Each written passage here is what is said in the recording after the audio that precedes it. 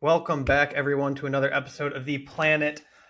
I almost called it Planet Football. I don't even know what I'm doing here. The Planet Soccer Podcast. It I happens, am your man. It host up happens. here in smoky, foggy Detroit, Smoky, huh? Michigan.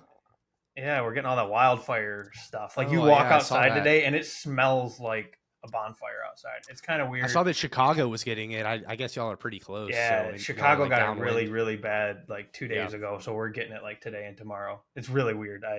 It's Huh. nothing like what New York City got a couple weeks ago, where you like can't see, but it just That like was apocalyptic. this strong like smell of just bonfire all Yeah. around. It's wild. How's everything down there for you? You cooling down yet? I hate going back to the weather, but we do have some unique weather It's situations right pretty now for hot, us. man. It's pretty damn hot. I think we had a high of 111 today. Yeah. Took my dogs Jesus. on a walk around lunch, which might have been inhumane, but we just walked on people's grass the whole time. Didn't even step in the street. Right. The sidewalk or the pavement was just so hot. Kind of getting over a little cold, but ready to rock and roll. So if you hear me sniffing, that's why.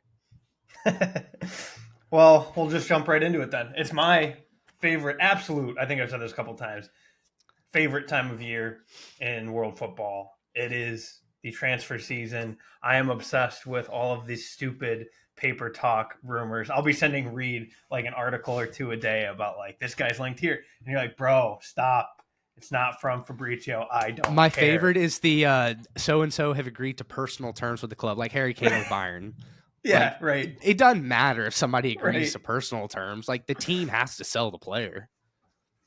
So It is. yeah, It is. it's an interesting time of year. It's an interesting time of year, and I almost think I like it because what the hell else am I filling my time with? Like, You there's don't no like like June MLB?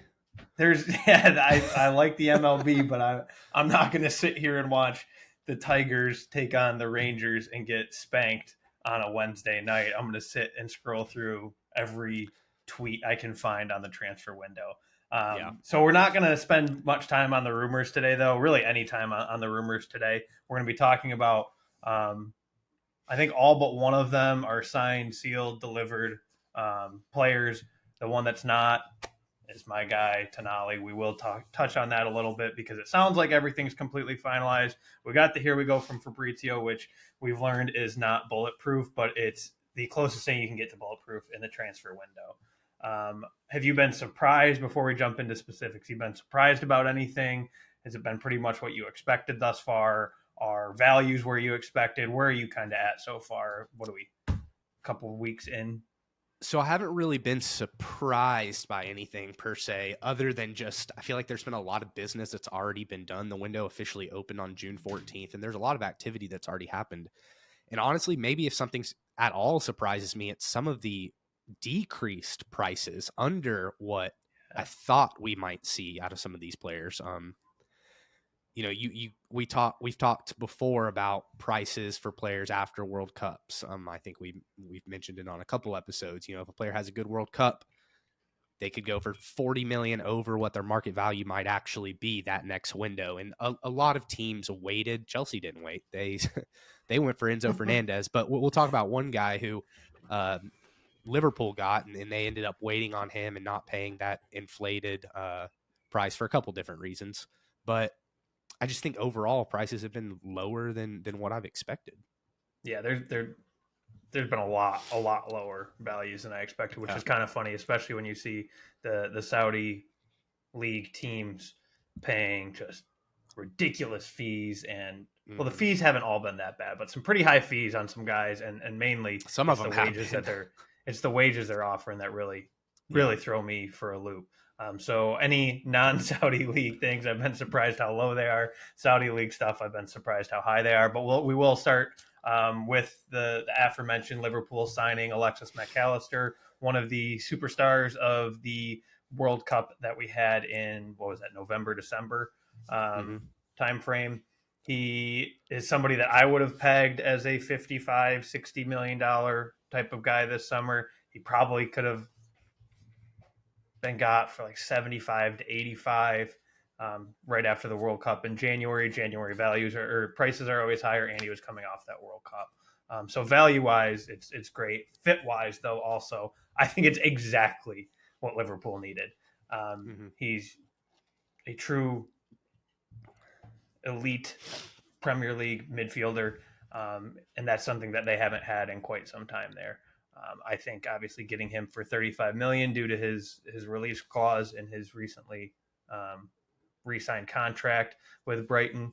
I think his contract was set to expire this summer. It was kind of known he was going to be gone regardless this summer, if he was going on a free or not. So I think it was probably likely agreed to have a very attainable release clause so he could kind of have his pick of where to go. And he said Liverpool's a dream. And I truly, I think it's a dream signing for both sides. For sure. Yeah. I think there's kind of a mysterious release clause about. We looked before the episode to try to find exactly what it was and how it went down. And we kind of heard between 35 and 45. It sounds like it's going to be closer to 35, which his transfer market value is 65. So obviously a very good deal for Liverpool. A guy that had, looks like 12 goals and 3 assists in all comps. So decent goal production. I'm sorry. Yeah, that's right. 12 goals. Decent production out of a midfielder. He does do a lot of box to box. He's a hard worker, but he does lean more towards the attacking side. Can also play off the wing on the left. So a really good piece of business by Liverpool. And like you said off air, it almost feels like maybe Brighton messed up on this one a little bit. But yeah, he did sign a contract to 2025 with a club year option. So yeah, and I think everybody kind of knew what the situation was. Like he could have not re-signed for anything and walked for free, but it almost kind of seemed like he was doing Brighton a service. Like, hey man, I'm leaving in June of 23. I'm picking where I'm going. You can get a little change for it, or you can just let me go for free. And I'm not going to let you put some crazy release clause in that nobody will pay. So he might have honestly been doing them a favor the more I thought about it. On the surface, it's like, man, how do you let him go for 35 million when you could have, reasonably gotten that 60 to 70, but he could have been doing them a little bit of a favor and throwing them a bone a little bit. And if any club is going to get players to do that at this point, it's got to be Brighton, because they just seem to do everything the right way. On the flip side, he is a guy that doesn't have a long track record of being a Premier League midfielder. He is relatively new onto the high dollar scene. But I look at the year Ibasuma had after his breakthrough midfield year with Brighton, and obviously Liverpool and Tottenham under Conte are very, very different situations. But he's going to slide in that midfield right away and play a bunch of different roles and facilitate a lot of goals and or assists. So, yeah, absolutely. Yep. Another midfielder that their value was much higher 12 months ago, Yuri Tielemans. Obviously, his value was nothing because they let him go on a free as he was out of contract this summer. Went to Aston Villa. Feels like a perfect fit. I put that out on Twitter when it was first rumored. It just feels kind of right, kind of where they're both at in stages of their team development and player development. It felt like a really nice fit. Obviously, going to play very, with one of the top very 3 career. Very career resurgence likelihood for Yuri Tielemans at Villa, I would say. He's not going to be asked to do a lot of heavy lifting because there is a lot of positive pieces in there, but he's a guy that I feel will be able to slide in pretty nicely. A year ago today, his market value was 55 million. Now it's 25, and he just left Leicester on a free. So, good for Villa. I mean, he's a good player. We've seen the good player that's inside Yuri Tielemans. I don't personally like him. He's always had a bad game against Spurs, like looked really bad. But I know he's a good player. And Unai Emery will. He's one of those guys that he's got a lot of talent. He was honestly one of those guys I felt like just needed a new scene, because there were a lot of matches that I would watch, because I did carve out some time to watch a few Leicester matches. Just the work rate just wasn't there. He just didn't seem bought in, and you don't always you sometimes see that on the international level with him, but I noticed it a lot more in the Premier League, especially this last season with Leicester. So he's a player I for whatever reason have always kind of pulled for. I hope it's good for him. I hate because you wanted Newcastle to go for him for a while. Oh, I was like, he was probably my second or third pick last summer. of guys to get. And then I saw his work rate this summer, and I was like, oh, I get why Eddie Howe didn't want that guy, because he's just not an Eddie Howe type of guy. But I do think he's somebody that new management, new staff, new team around him could really benefit from. And we've seen the talents there. You don't get a $60 million market valuation if you're not any good. So the talent's there. He just kind of needs that next step, and this seems like a good one for him. Yeah. But yeah, Leicester, one last thing on Leicester. There's a very good chance that they get probably under 75 million for Harvey Barnes, Tielemans, and James Madison. Like, that's bad business. That's really bad. Like, and headed into the championship. Yeah. Well, that's probably why. Like, Madison would have gone for 60, 65 if Leicester was staying in the Premier League. Leicester also they signed Harry Winks to replace James Madison today. Nice. So that's cute. That'll be fun. A little bit of Tottenham Leicester action today. Moving on, kind of going back a little bit to Brighton. Another guy that this is a guy I still really wanted. João Pedro had a very nice year in the Championship. Had Watford Watford guy. Very solid year in the Premier League 2 years ago, but really he looked like a player that was just a step above the Championship for sure. And he's going to a side that 21. Yeah, right, and that's impressive. Like, no disrespect to the Championship, but he did look to be a bit of a step above it. So getting that move back to the Premier League is awesome for him. And he's a guy that inevitably Brighton will sell for 65 million in 2.5 years, because this is just what Brighton does. It does make me feel very in a self-centered way. I bring it all back to Newcastle and myself. Makes me feel good about kind of my own player valuation or scouting, and Newcastle's as well. You got the eye, baby. You got the eye. It was one of their targets, so that's why I started looking into him more. I'm not going to sit here and be like, oh my God, I know João Pedro would be a great fit on my own. I didn't do any of that. But he was rumored for so long. I took quite a few looks at him, and he's a guy I really like. And if Brighton likes him and Newcastle likes him, he's probably going to turn out all right.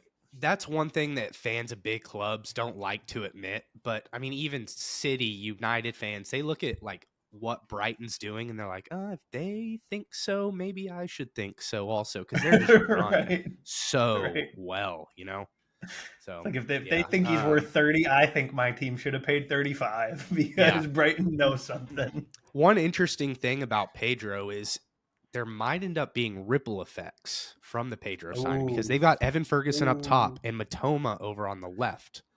So where does he slide in? Is Matoma on his way out the door?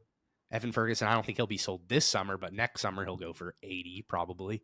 But I don't think you sign him to come in off the bench. I think you find a place for him. I don't know if Matoma can go over on the right or if Pedro can go over on the right, but it'll be interesting to see what Brighton does throughout the rest of the window, because like we said, Brighton is the model of good business, it feels like, in the Premier League, especially for a side that doesn't just have all the cash in the world on hand. So the only reason I would say that they might not be looking to move any of those guys right now, I think there is a good chance somebody like Matoma goes in January if they're not still deep in European competition. But they have to compete in Europe. They have to play two domestic cups, and you're Brighton, so those domestic cups still mean something. You can't just like write one off like some of the really big clubs do. You're still going to have to put forth an effort. So I see them, having a nice little rotation with 4 or 5 guys up top, at least through January. And then you can maybe go get the most you can get from Matoma in January after he's kind of showcased himself in the Europa League a little bit. Yeah.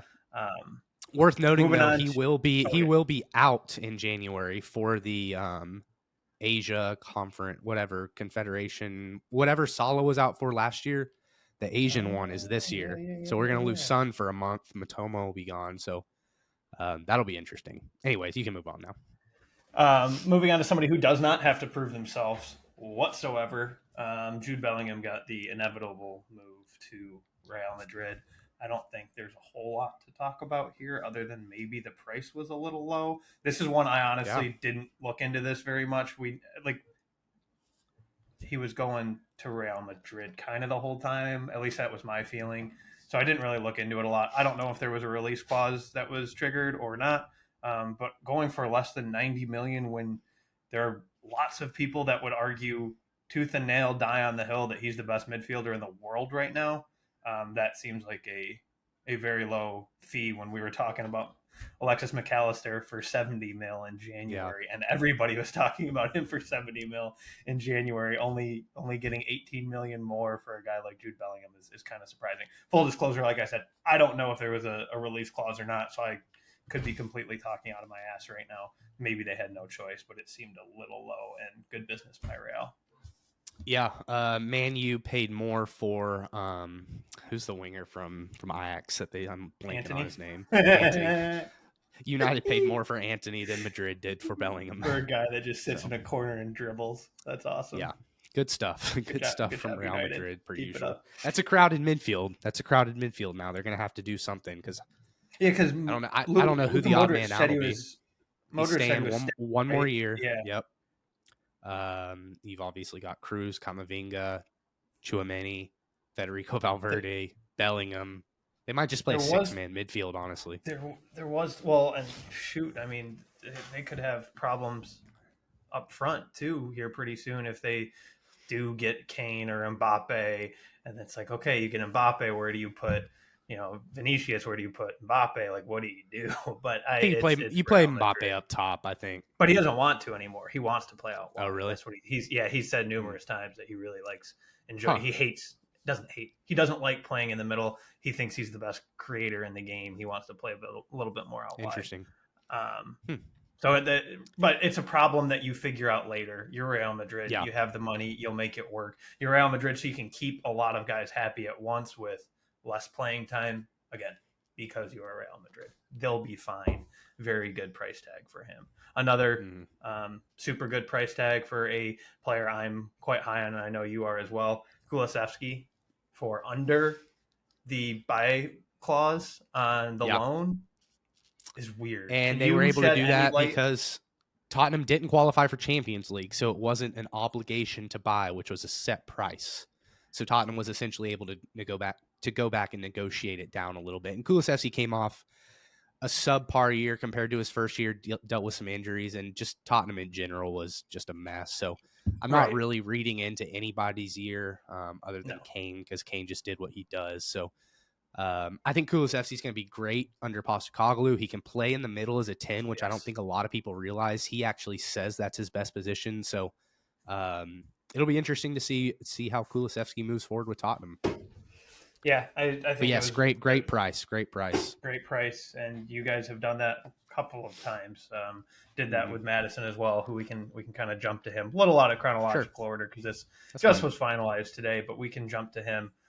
Kind of what is your thought of where he fits in? Obviously, we know that the price was phenomenal. As you said earlier, would have gone for 60 plus if Leicester had stayed up. I still expected him to go in the 50s. Getting him at, would you get him at 40? 40. Yeah, that's absolute phenomenal. Like, I was all fully out on him as a Newcastle fan when it was like 65 to 70. I was like, absolutely not. Yeah. I do not want to pay that for James Maddison. No offense to him, phenomenal player. I'm just not in the position right now as Newcastle to spend that on really anybody. You'd really have to blow me out of the water to spend something like that. But at 40, I would have jumped all over it if it wasn't for the wages, which I think was our hang up, was the wages. And you guys being a more established big side. I think he's on 170K a week, I think is what I saw his contract at. And our highest right now is, well, not counting Tonali because nothing's official. Our highest right now is 120. So just bringing somebody in that makes 50K more per week than everybody else in the dressing room, it's going to ruffle some feathers. And Bruno's arguably the better player, and you got somebody making 50K more than him. Like, that's going to be pretty. That's a quick way to lose Bruno to Real Madrid or Barcelona next summer. He'll get a payday on his next contract. He will. Though. He will. Probably this summer. We'll probably extend him this summer, like for life. Give him $200,000 a year for the rest of his life if he wants.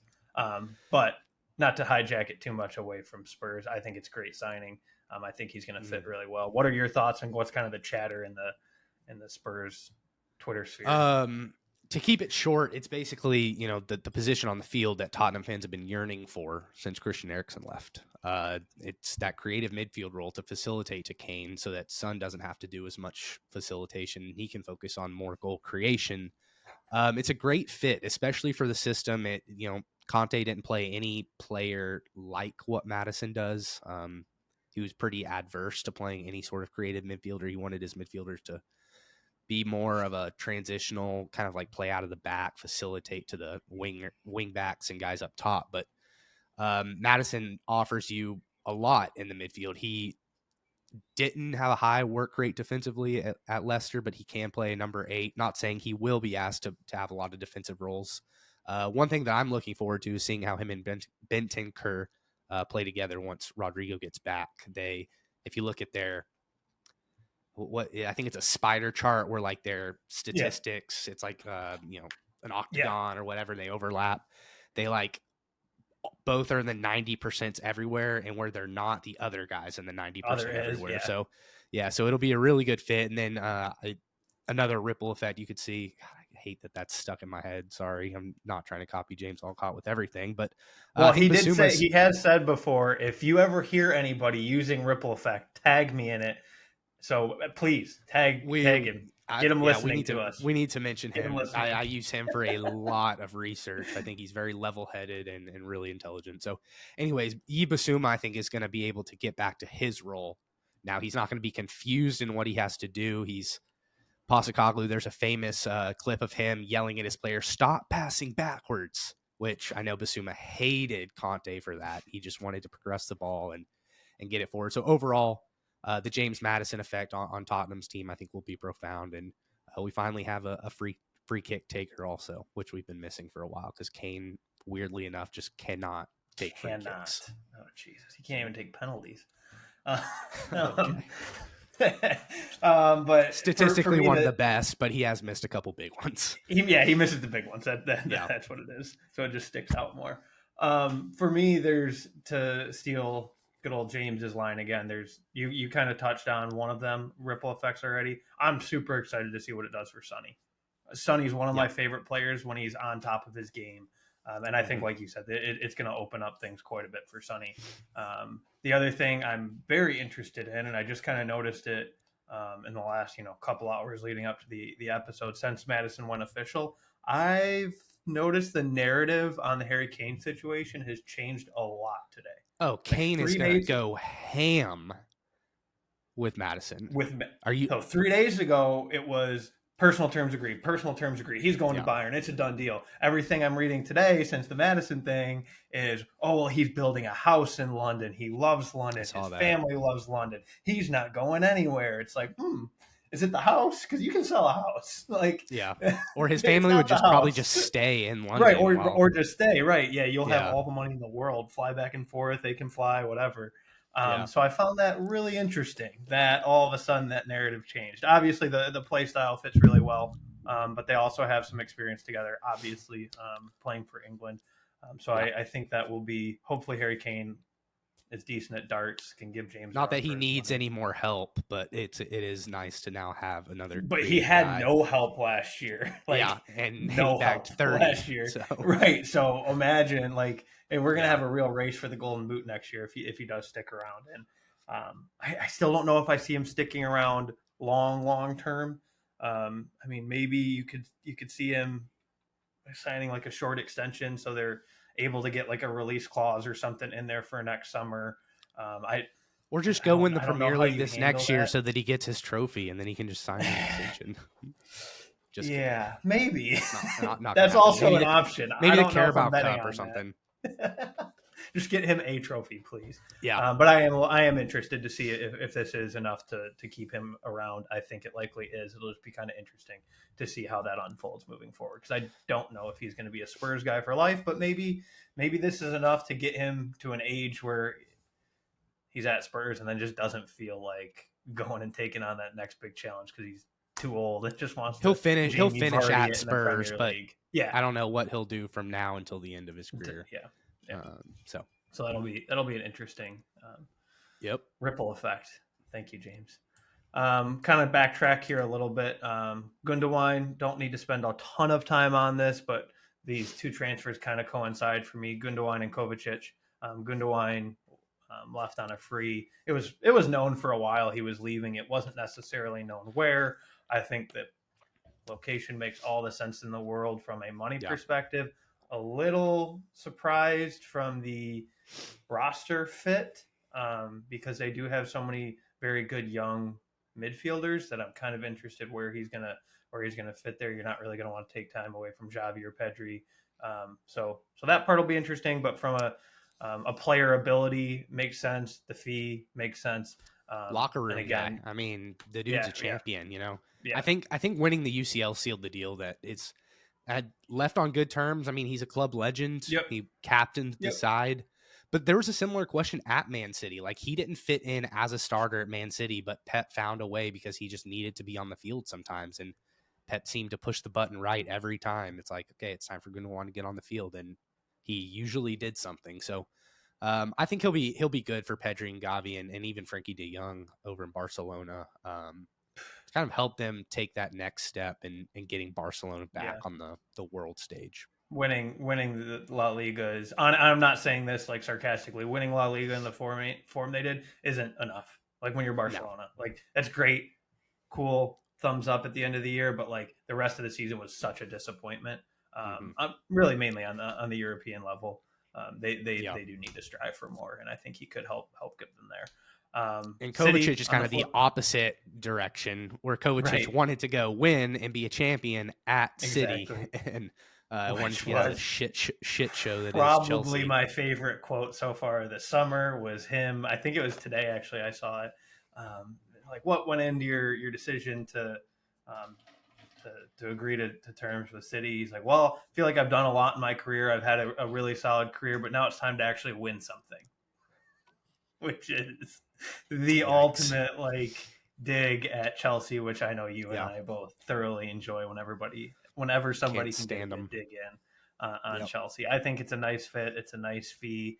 He's not somebody that I'm like overly thrilled about his like he's not some superstar, but I think he's one of those guys Kovacic. that will yeah. He's Yeah. one of He's those got a guys great that I think left will foot. Great left foot.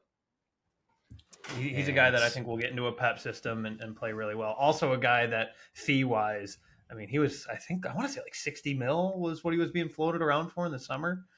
Maybe it wasn't quite that high. Maybe it was in the 40s, but still, getting him for 25 million pound is I was really just solid looking for business the by fee. Was it City. 25? Is that right? Yeah, yeah, that's some really like I would bargain.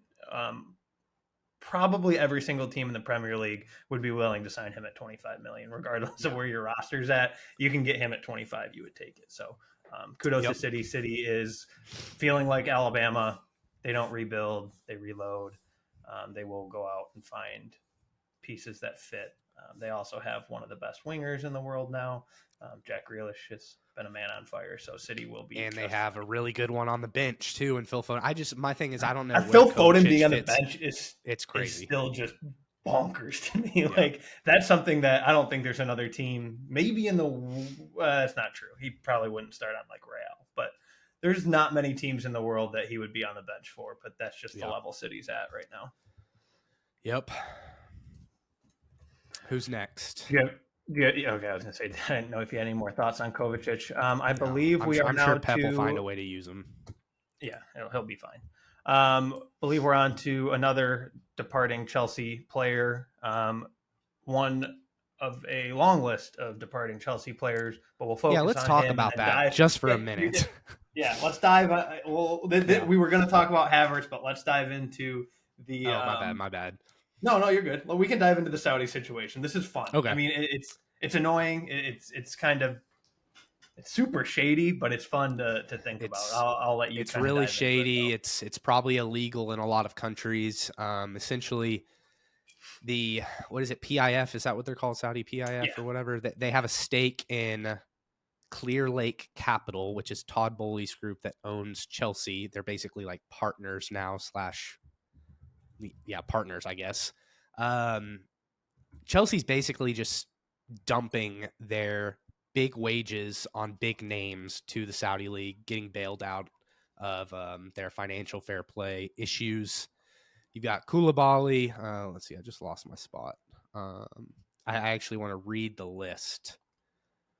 You got Mendy, Koulibaly, Conte, and then it was who's the keeper? Mendy. Did I already say Mendy? I think I already said Mendy. yeah. all those guys on, I think, more than 125,000 a week. And they're just basically offloading them to Saudi Arabia, and they're not good players anymore, or maybe they never were. Chelsea just spent way too much money on them, but it just feels really, really shady. But Saudi Arabia's happy to do it. So, I mean, it is what it is. So But where that, I'm going to have the issue relating it back to Newcastle is if these players start getting loaned to Newcastle as part of the deal. No. I'll consider finding a new team if that happens, because that's I'm that's glad you way have too integrity. Far. That's way too far. And the Premier League, UEFA, FIFA, nobody would allow that to happen. Like is just way too clear and obvious. I think the issue with having too big of an issue, I can't believe I'm defending Chelsea, with the situation. It looks shady. It doesn't feel good. I don't like it. But from a legal standpoint, they don't own Clear Lake. Clear Lake doesn't own Chelsea. It's just PIF. And if you really broke down everything, I went through all of this when Newcastle was bought by PIF. If you actually break down what PIF invests in, it's really hard to find something that they don't have money in, one way or another. In the sports world, like not BlackRock necessarily. in the U.S., one of those two companies that owns basically everything. Literally, they own shares in Disney, they own shares in Starbucks, they own they own shares in everything. I mean, that's part of how they've built so much wealth to the point that they can buy 4, 5, oil 6, helps too, whatever they're at now, clubs. Yeah, oil helps too, but they've taken that oil money and invested it wisely, and then money earns money, and now takes money to make money, baby. And now here we are where they own six or 7 teams, and it is shady. I don't like it. But I wish Tottenham would do it also. I don't know if there's a legal standing to object it on.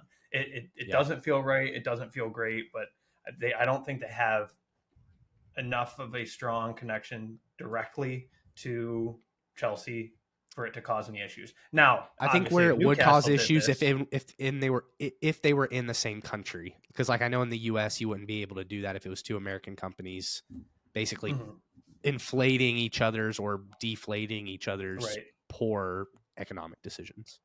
Now, if Newcastle were to do this, like if we were all of a sudden to offload Matt Target, who's on our second highest wages, and even if it was on a free, like just to get 100,000 off the books, like that's a problem, because it goes to a PIF owned. If it goes to a non-PIF owned Saudi League team, like doesn't look good again, looks super sketchy. Don't they own every team? No, they only own 4. Oh, okay. They just bought 4, like beginning of June, and then immediately all these Chelsea players go. That's why it feels so gross. That's why it is gross. But again, I don't know if there's legal standing. If Newcastle did it, absolutely there'd be legal standing, because you're doing it to your own team. But yeah, it doesn't feel good. I don't like it. I think a lot of people though do, and myself and yourself included, just love to hate on Chelsea and love to poke holes in Chelsea. That we're wanting it to be like this legal thing that Premier League will put a stop to, but like I don't really think they can, unfortunately. No, which sucks. I knew they wouldn't be able to or anything. It's shady, and it's just another reason to freaking hate Chelsea. Just another reason to hate them. So let's take that negative and make it a positive. Just fuel that fire, baby. And Chelsea fans love it. Like if you look on like all Chelsea, everybody loves when their team gets hated on. To be honest, like Newcastle does the same thing. Spurs probably do the same thing. Like it's fun. You feel like people are jealous. No, it's not fun for me anymore. It's it just pisses. Well, you always get the trophy joke. We're the butt of every joke. You're the trophy joke. We're the sports washing joke. Like we hear the same thing every time, and I kind of enjoy it. But maybe if I was a Big 6 club for my whole life and had no trophies, I would feel different. Have not been a big club and still don't have trophies. Anyways, on to the other Premier League deal that Chelsea has finalized so far. The non-Saudi deal. Yeah, the non-Saudi deal. Kai Havertz to Arsenal for £65 million. I know we talked about valuation seeming low. I think this one feels high. It feels high. Pretty damn high. Surface. It feels no, it's high. Like, it's high below the surface also. No. But you just talked about we can't put too much weight into anything Spurs players did last year. I kind of feel the same about Chelsea. A little bit. Like Kai Havertz, Kai Havertz hasn't scored more than 15 goals since 2019.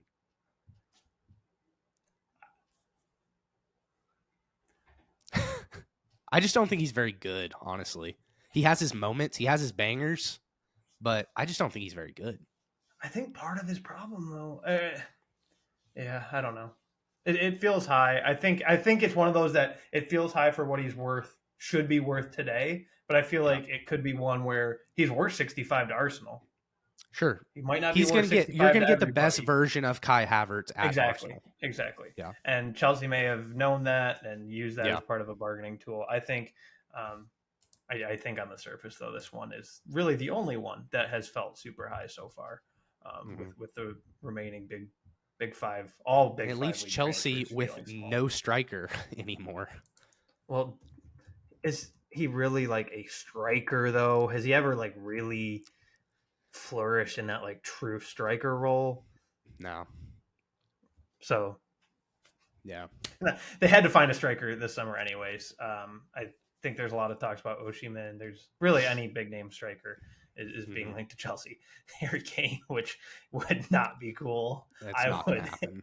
I would absolutely hate everything about that. And I'm not affiliated with either club.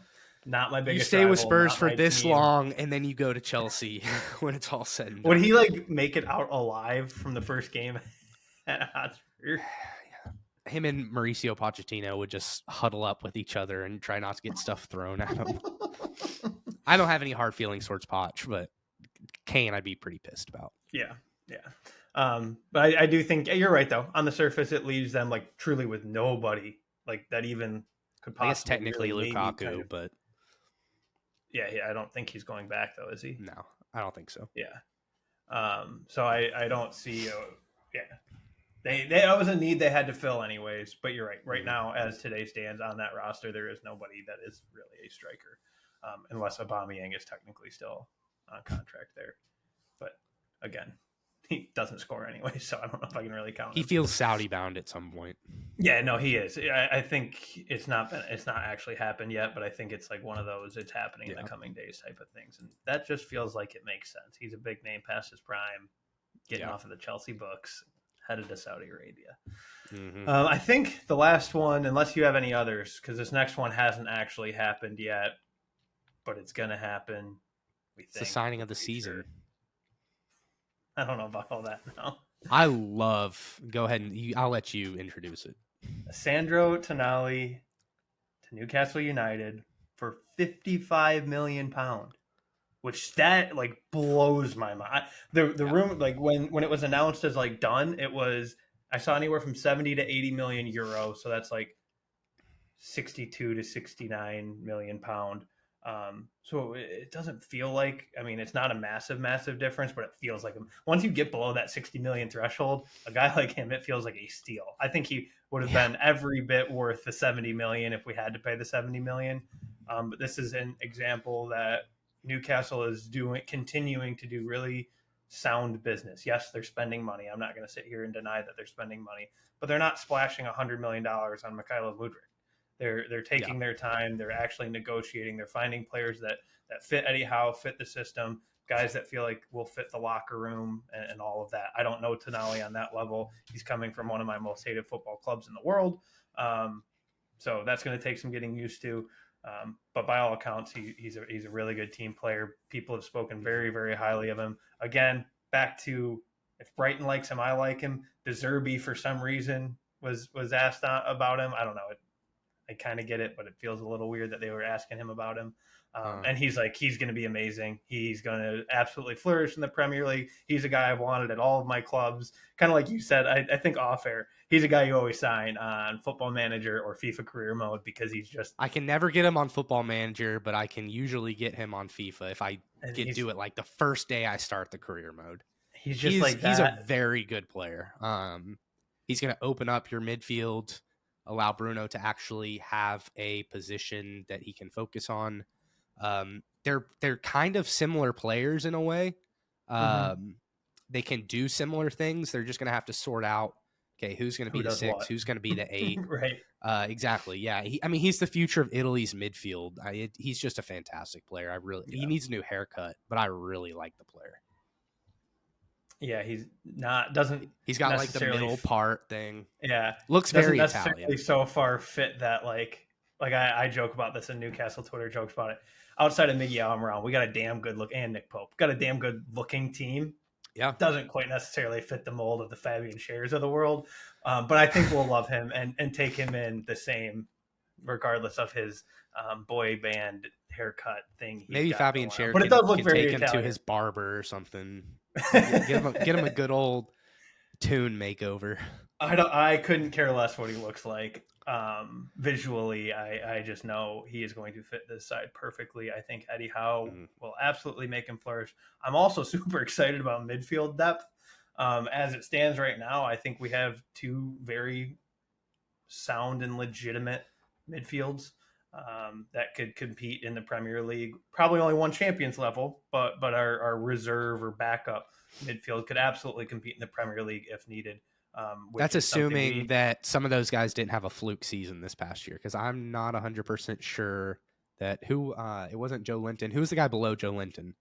Like if you're talking y'all's best midfielders, Longstaff. I'm not convinced he's actually as good as he was this past season. But if he's your third best, or if he's your sixth best midfielder, very true. Even if he isn't quite as he was this year, he can be on a Newcastle Premier League side that beats the 10th team in the table, and he can get it done. Oh my God, we have to start Longstaff today.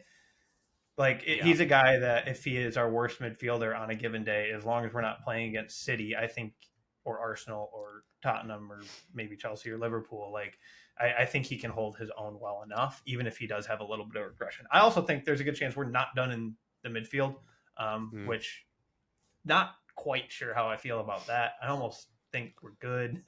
I don't want to overfill that midfield and stunt the growth of a guy like Willock, because right now I don't think you can start Joe Willock day in and day out, and I don't love that. Obviously, it's just part of growing. It's just part of becoming a European competitor.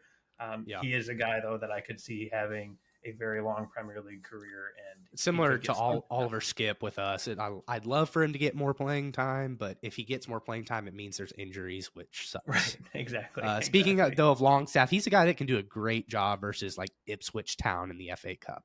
Yeah, that's going to be his bread. He'll run a midfield. He'll run a midfield in the second round of the third round of the FA Cup, or the fifth. Unless it's Wrexham. Cup. Pretty sure he'd be okay. But yeah, I'm very excited about Tonali again. It's not official. We don't have a club announcement, but it's it is done. This isn't one. It doesn't feel like one of those here we goes from Fabrizio that he'll have to backtrack on. It feels very firm and completed at this point. And at 55 mil, that's phenomenal. It is. Summer of the Tune has started. The summer of the Tune has started. Once y'all finally start doing some more business, we'll dive into the status of y'all's rebuild, because it's been accelerated, but y'all haven't accelerated your spending yet, which isn't necessarily surprising. I mean, we couldn't afford Hamza Chordy on his loan fee 2 years ago, so we certainly expedited our spending. But we're doing it in a responsible manner. Since y'all have been successful, y'all haven't started splashing 250 million. We haven't yes, they came in and started spending money, but y'all haven't exceeded the previous. We haven't gone out and tried to buy Neymar or Mbappe. Like, people were like, "Oh, is that really what you think?" No, we never thought that. This is honestly even wiser business than I expected. I expected us to kind of throw a little bit of crazy cash, because that's just what you see Saudi do in sports. But for this side, I think they really are giving it to Dan Ashworth and Eddie Howe and saying, "We trust you." They're scratching that itch in their own league. They're paying the stupid money in their own league. They're running Newcastle correctly. We're trusting you to tell us when you need money, and we'll sign off on it. We'll write the check, baby. That feels phenomenal, because that is never how it was working at Newcastle before. So love a hands-off sugar daddy owner. The best. Yeah. Well, that's been this edition. Anybody else we have? I think that's pretty much covers it. I think that's all I had. We might have missed a couple, but I think we touched on the big ones for sure. And we're already at 45 minutes. If you're with us, thank you for still listening. You're an OG if you're with us. Apologize for being so long-winded. Yeah, right. Yeah. Hey, Mom. Hey, old college roommates, and maybe my uncle. How's it going? But yeah, it's been been a good episode. It's been a fun episode. Again, this is probably my favorite topic, so I will probably drag these episodes out a little longer than they need to be. I apologize to you and to our audience, but I geek out on this stuff, so it's a lot of fun to talk about. Do you have anything else before we wrap it up? Nope. Here we go. All right. Oh boy, I'm not going to remember all of these. Thank you for listening. Don't forget to like, subscribe, share, stitch, duet, follow, interact, retweet. comment, retweet. Any interaction you can have with our channel, do that. We will talk to y'all next time. Peace. Peace out. Let's see if Dylan remembers that he's